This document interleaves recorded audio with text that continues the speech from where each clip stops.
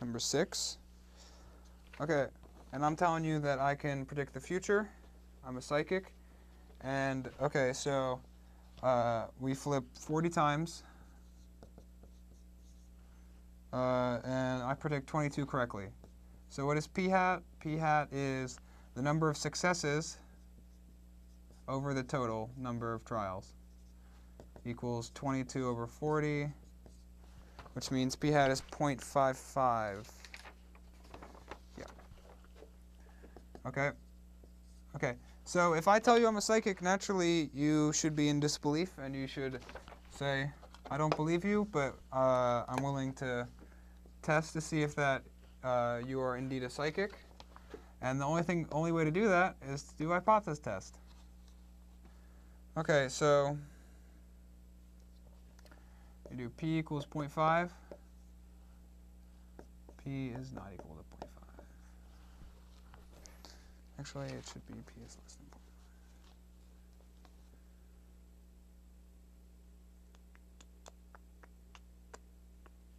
0.5. Okay, now in this, it really can be less than or not equal to. As it'll turn out, it doesn't really matter. But it actually, since it's not equal to, it's a two-tailed probability. But in this particular instance, we are really interested in less than. But in fact, it doesn't really matter in this instance. Okay, so the way to test this is you want to check, can I use the Z table, the Z test. Okay, and the way to do that, you check, is my sample size big enough? So you do 0.55 times n and 0.55 times, 1 minus 0.55 times n. Okay, and the way you do that is, so you do 0.55 times 40, which is 22. 0.5 times. Okay, and we find that 1 minus 0.55, which is 0.44 times n, is 18. So those are both greater than or equal to 15. So that's what we want, and those both are. So it's nice and dandy. Okay, so now we are doing a hypothesis test. And the way to do that, we find our test statistic, Z, equals p hat minus p naught over the square root p naught 1 minus p naught over n. Okay? So remember, this is p naught, and that's because this is what we think is true. We have no evidence to support this, so this is what we think is true.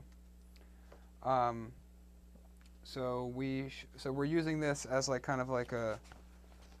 as the best guess so far. Okay, so this will be 0.55 minus 0.5 over the square root of 0.5 times 0.5 over 40.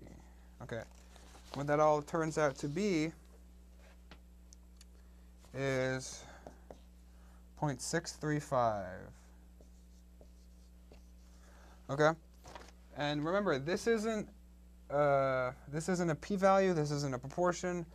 This is the number of standard deviations away that our observation is from the mean. And since we did the z-test, it's from 0. Okay, so basically 0.55 is 0.635 standard deviations away from 0. Okay?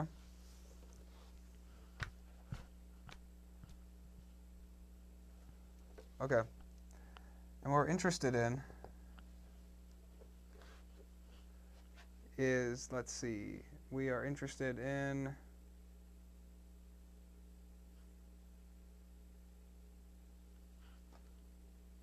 the probability of being less than 0.55, which is, okay. So we're actually going to look at this. We're going to look at this tail value, all right? And this is actually equivalent to this.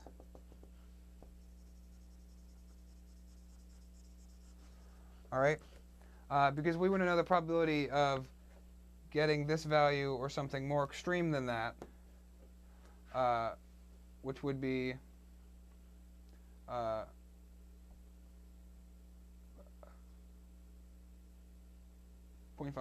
Okay, so we want this value, or we could reverse it and say we missed 18, so this would be 0.45. Okay. Okay, so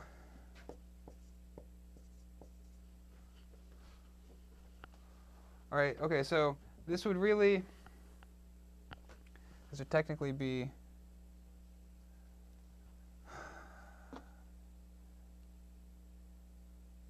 this.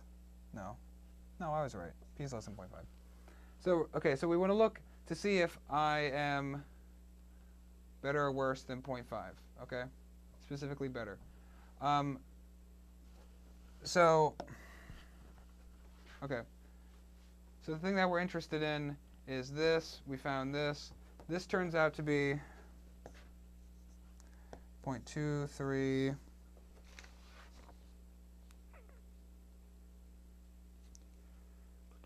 It's 2643. Okay. Okay. And what this is saying is that so this is our p-value. What this is saying is that there's a 26.43% chance of getting 22 right or 18 wrong, given that the true value is 0.5. Okay, so it's pretty likely that we'll get 22 right if we do 25 coin flips or 40 coin flips. Sorry. So if we say it's pretty likely that we're going to get 22 given 40 coin flips, we're going to say that we don't reject. We're not convinced. We're not convinced that the true value is any greater or any less than 0.5. Yes. Actually, this would be. Sorry, guys. Yeah, so we're interested in this. Okay. Yeah, so we found our p-value. We want to know if p is greater than 0.5. So this is the associated p-value. It's the same as this one, so if you want to look up this instead in your table, it'll be the same thing. Okay, and because it's pretty likely that we're going to get 22 coin flips correct, we say it's pretty unlikely that I'm a psychic, and we fail to reject. All right? Now, okay, so if we were looking to create a confidence interval, if we're looking to create a confidence interval for this observation, okay, we erase all this. Okay, what kind of confidence interval do we want to make? We want to make a 95% confidence interval. Okay, so what's the general form for a confidence interval with proportions? It's p hat plus or minus z alpha over 2 times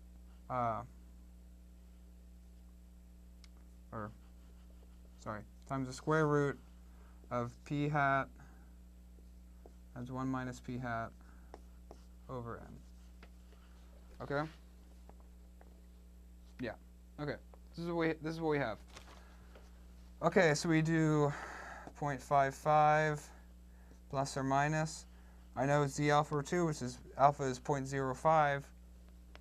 So z alpha over 2 is 1.96 times the square root of 0.55, 1 minus 0.55 over n, over 40, which is n. Okay, and this comes out to be, let's see, 0.55 plus 1.96 times the square root of